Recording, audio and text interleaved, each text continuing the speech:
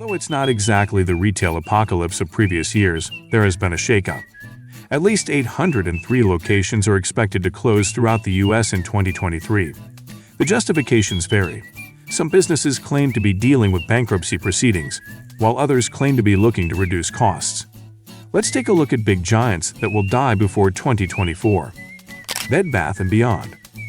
Bed Bath & Beyond, a major retailer of home goods, is the top of the list. This company formerly had more than 1,500 sites, under 3 names, but it now plans to finish the year with just 480 under 2 brands. Bed Bath & Beyond is demolishing its large blue signs, cleaning out line and aisles, and shuttering hundreds of locations. The firm announced Sunday that it would start closing its 120 Bible Baby outlets and 360 remaining Bed Bath & Beyond stores. Over the past year, Bed Bath & Beyond has already closed 400 locations. Already, several vacated stores have been snatched up by companies, including TJ Maxx, HomeGoods, and Ross. Retail landlords and real estate analysts predict that Burlington, Five Below, Nordstrom Rack, and low-cost Gym Planet Fitness may also occupy the vacant premises. Retailers, fitness centers, and other businesses in need of plenty of room prize and scarcely have access to Bed Bath & Beyond's real estate. Since the 2008 financial crisis and the emergence of internet shopping, there hasn't been much new retail construction, and vacancy rates are at record lows. Target. The newest big-box retailer to announce store closures is Target. Target announced it would be closing 4 stores in Maryland, Virginia, Minnesota, and Pennsylvania due to a decline in foot traffic. All of the locations are Target stores in a smaller format. The choice to close one of our locations is not one we make hastily, according to Kayla Costeda, a Target representative. We only take this measure after working for many years to increase performance. In the past year, Target has closed a number of locations. The Minneapolis-based business announced plans to stop operating stores in Canada in January. The company originally planned to shut down all 133 of its locations in Canada in May or June, but then advanced the deadline to mid-April. Inventory shrinkage, which is the retail term for all the things customers steal from Target stores, will have cost the company $1.1 billion in profits since the year's beginning. According to the business, increased prices due to inflation and higher interest rates have led consumers to reduce spending, particularly on luxuries like clothing and home decor. David's Bridal. David's Bridal, a retailer of bridal and formal attire, has declared bankruptcy for the second time in 5 years. All of the company's almost 300 locations will close this year unless it finds a buyer. In 2018, the business declared bankruptcy for the first time. They came out of bankruptcy 2 months later with backing from new owners, the private equity firm Oaktree Capital. David's Bridal is in danger of being dropped from the retail chain, for reasons including the rise of online shopping or modifications to bridal fashion trends. We're looking at you, vintage boutique-loving Gen Z. According to David's Bridal, their main objective in filing for bankruptcy was to locate a buyer who could keep the company operating. According to Surbi Gupta, David's Bridal's finance advisor, the company signed non-disclosure agreements with 62 prospective purchasers, but only got 2 offers in addition to the Shan bid.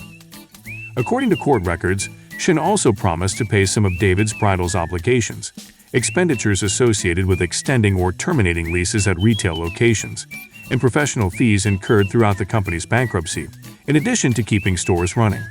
Walgreens. Following the release of its third-quarter results report earlier in 2023, Walgreens Boots Alliance is implementing some cost-cutting measures, blaming a decreasing demand for COVID-related services, among other things. A WBA representative informed Patch on Wednesday that by the end of August 2024, the Deerfield-based firm plans to close 150 Walgreens sites nationwide. The stores that will be closed have not been disclosed. More than 9,000 Walgreens outlets are supervised by the pharmaceutical behemoth nationally. Over the course of the following year, WBA will also close 300 of its Boots locations in the UK. WBA said that 504 corporate positions, or 10% of the corporate employees, would be eliminated. According to a spokeswoman, the drugstore conglomerate's Deerfield headquarters won't be shut down as a result of the decision. Amazon Fresh. Amazon Fresh is currently re-evaluating its grocery strategy and looking for ways to reduce expenses. Amazon plans to eliminate some fresh supermarkets and go convenience stores. Additionally, Amazon will temporarily stop the growth of its chain of fresh grocery stores until it discovers a model that sets the business's product apart from competitors in the sector. Amazon stores must appeal to customers, according to CEO Andy Jassy, who also stated that the company must be in a position where we like the economics. Amazon released a poor first-quarter revenue prediction, while reporting better than expected fourth-quarter revenue. After a protracted era of excessive expansion, the corporation recently finished its weakest year of growth in its quarter century as a publicly traded company and is now slashing expenditures.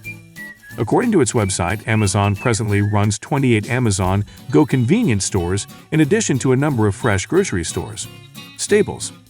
The second large chain to announce a mass store shutdown this week is Staples, and its decision to close more than 10% of its North American locations by the end of the year is the latest proof that American consumers' changing shopping habits are fundamentally changing the retail industry.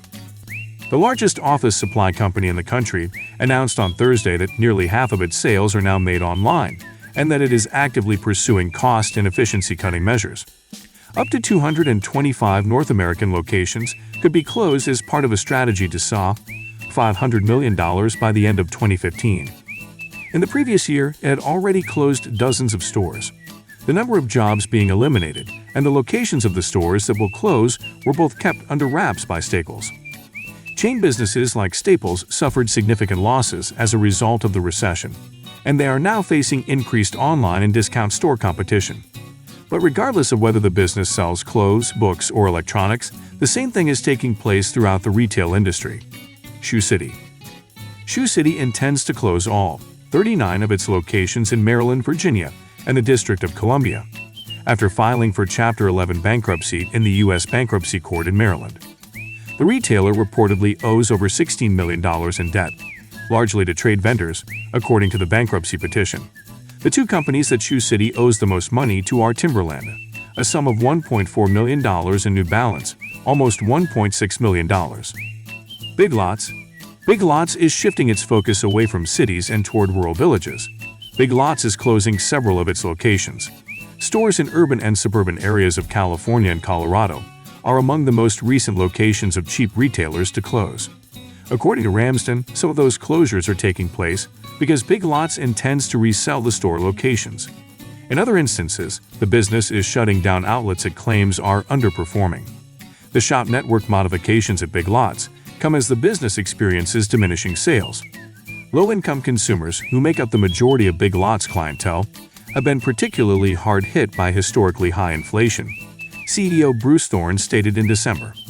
Many of them have decided not to purchase the luxuries that Big Lots sells as a result, he continued.